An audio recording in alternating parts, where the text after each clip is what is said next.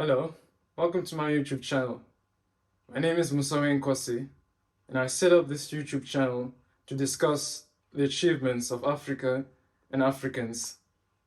This video is going to focus on the Bafokeng people.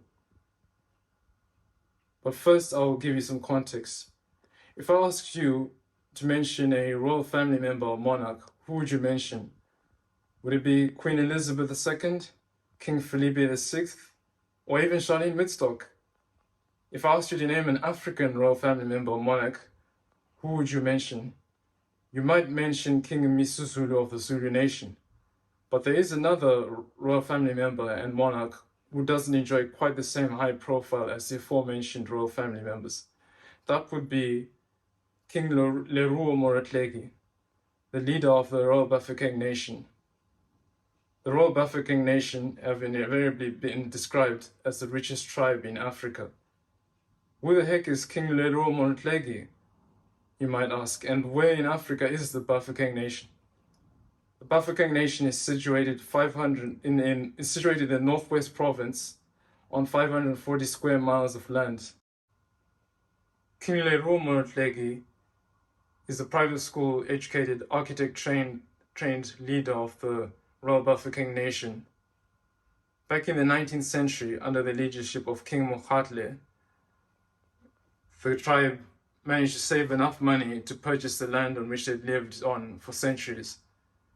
King Mokgatle had the foresight to send regiments of Bafokeng men to work on the Kimberley diamond fields. The money they earned from working on those fields was put into a land acquisition fund.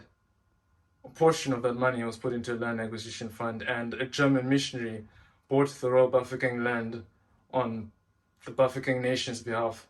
This allowed them to exploit a loophole in a law forbidding black people from owning property and land. 33 years after King Mokgatle's death, platinum reserves were found on Royal Bafokeng land, and because of the well-documented way in which the Bafokeng came to own their land, they were able to lease their land to mining companies and claim royalties. Fast forward to recent history, and in recent history, back in 2002, King Leruo Moratlegi founded the Royal Bafokeng Resources Company. That company managed the mining interests of the Bafokeng Nation.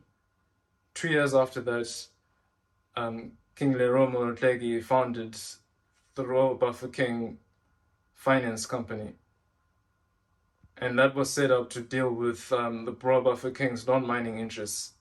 In 2005, the two companies were merged to form the Royal Bafokeng Holdings. If you're old enough and you're a fan of football, you may know that some of the football matches at the 2010 Football World Cup were played at the Royal Bafokeng Stadium, which is owned by the Bafokeng people. You may also know that the England football team was based in Bafokeng, which is the capital of the Royal Bafokeng Nation. If you were in the vicinity to watch football back then, you may have stayed at the Royal Marang Hotel, which is also owned by the Royal Bafokeng Nation. If you were ill, you most likely would have been treated in a healthcare clinic, owned by the Royal Bafokeng people. But the Royal Bafokeng people also own a school, Leboni II College. On their website, King Leruo Moratlegi is quoted as saying, "This is a school not for the wealthy, it is for the talented, whether you are from a well-to-do family or a humble background." Speaking of the royal family, King Leruo Moratlegi cannot act unilaterally and has to rely on consensus with the Supreme Council to make decisions. And although the Royal Bafokeng Nation can trace their history to 1450 and earlier, it is only in 1750 that King Tsukudu became the leader of a unified Royal Bafokeng Nation. I believe that with a fortune of over $4 billion spread over a population of 300,000 people, it is easy to see why they've been described as the richest nation in Africa. I feel a lot can be learned around the world about good governance from the Royal Bafokeng Nation. Thank you for watching this video. Please click like on the video, and it'll make me very happy if you subscribed. Bye, and see you in the next video.